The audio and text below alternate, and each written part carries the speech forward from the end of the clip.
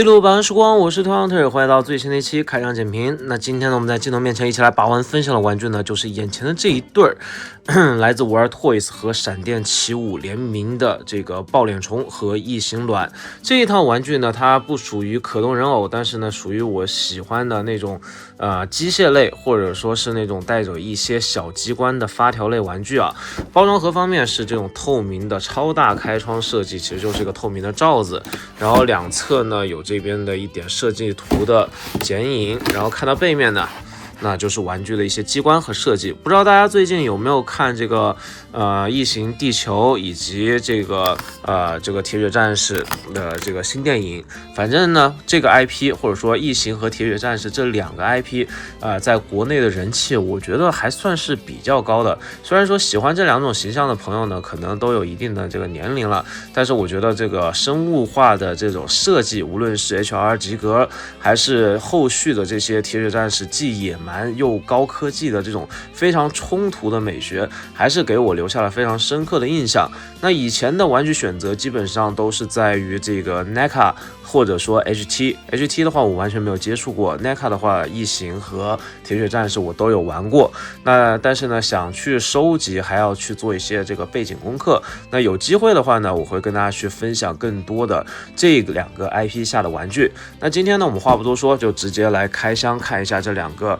偏低龄线虽然我觉得玩法应该是比较低龄的，但是它的这个年龄指数还是写的15+。那我们先把它拆开看一下机关设置到底怎么样吧。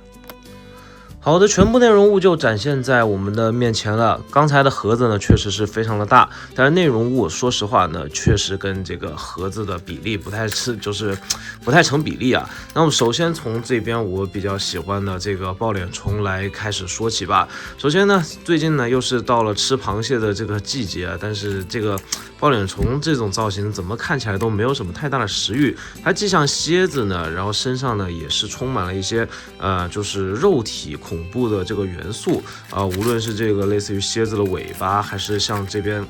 这些部分呢，其实都是充斥着这个 HR 及格在生物化设计上面有一些，比如说生殖崇拜或者说等一些这样的隐喻在里面比如说这两坨到底像什么，我这边就不多做赘述了。只不过呢，它在这个抱脸虫的设计上面玩具化之后呢，我觉得它有点过于强调抱脸虫的这个4对足，或者说2对这个前足和3对副足呢过于像人类的这个手指，非常干枯，然后上面居然还有这种类似于手指甲的设计，太过于人类化了。然后呢再看到这边呢就是螺丝比较碍眼，但是它作为一个这种发条惊吓小玩具来说的话呢，中间的这个部分比较经典的这个造型没有进行还原，稍微有些可惜。轮子方面呢，上面前面是一个导轮，后面是常规发条玩具的这个带摩擦力的这个滚轮。整体来说的话，观感呢就是这个样子。我们先来上发条来试一下效果我的发条其实可以上很多圈然后松手之后呢，哇，有一种打字机的感觉。我们把它放在上面，摩擦力好像太大了，它就不怎么动了。那我们再把它这个稍微上紧一点，看一下效果怎么样。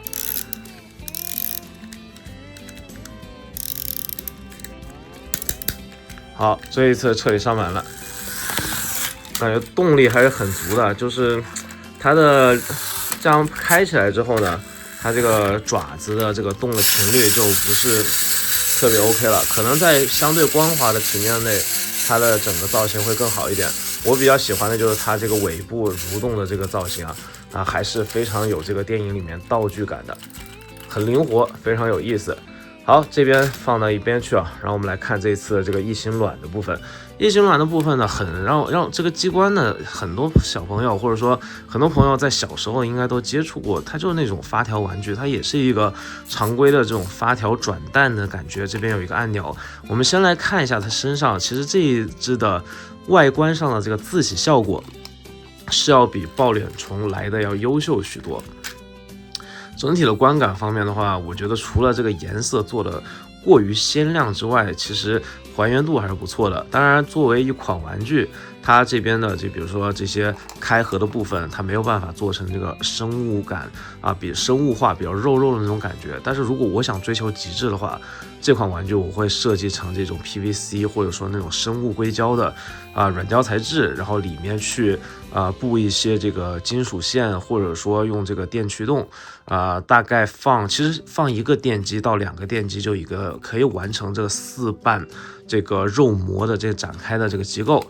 不需要做这么多铰链。当然这个成本也会上去只不过最终呈现出来的效果肯定是非常惊艳的。但是目前呢这个价位下，我觉得呈现出这样一个玩具的效果还不算不错，包括呢这种生物感的这种藤蔓上面的这种培养，就是这种非常邪恶生物的这种感觉，其实那种油腻腻的这种造型感也是做出来了。只不过我觉得这个开瓣的就是这个异形卵的这个瓣膜做的有点过大了，导致这个造型方面稍微有些失真，其他的方面我觉得还行，还原度不错。那么就把它激发看一下效果吧。不用一直按着没错，这个抱脸虫就直接射出来了。内部呢依旧是有自洗的效果，但是中间这个部分呢，因为要完成它这个机构的设计所以说或者说设计这个机构的顺利展开，这边就没有任何涂装了，是这个肉色的这个塑料原色，整体的观感就是这样，有一种开宝莲灯的感觉。那这边的这个抱脸虫相比起这个大块头可动的来说的话，它的细节反倒是多了许多。你可以看到它的这边的这个褶皱，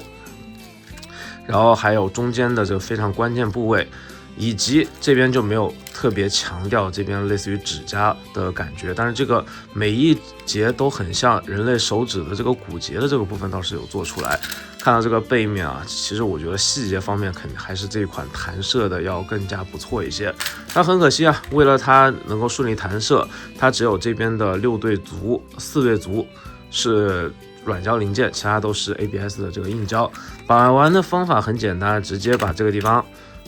用这个圆弧的这一侧插入这个洞口，它就固定住了。那这边呢不要用硬掰，进去直接旋转，它也可以去发射。但是旋转的时候呢，大家记住不要转得太猛，轻轻旋转，然后把它扣合在一起。这边这个抱脸虫卵就扣合住了，然后我们在镜头面前发射一次，看一下整体的这个视觉效果。摁一下，激发。哎呀，这一下子喷射出来还是挺有这个电影道具的感觉的，我个人觉得玩的还是挺爽的。那今天的把玩分享就到这边，你会入手这一次的这个异形卵，或者说这边的这个可动的上发条的异形吗？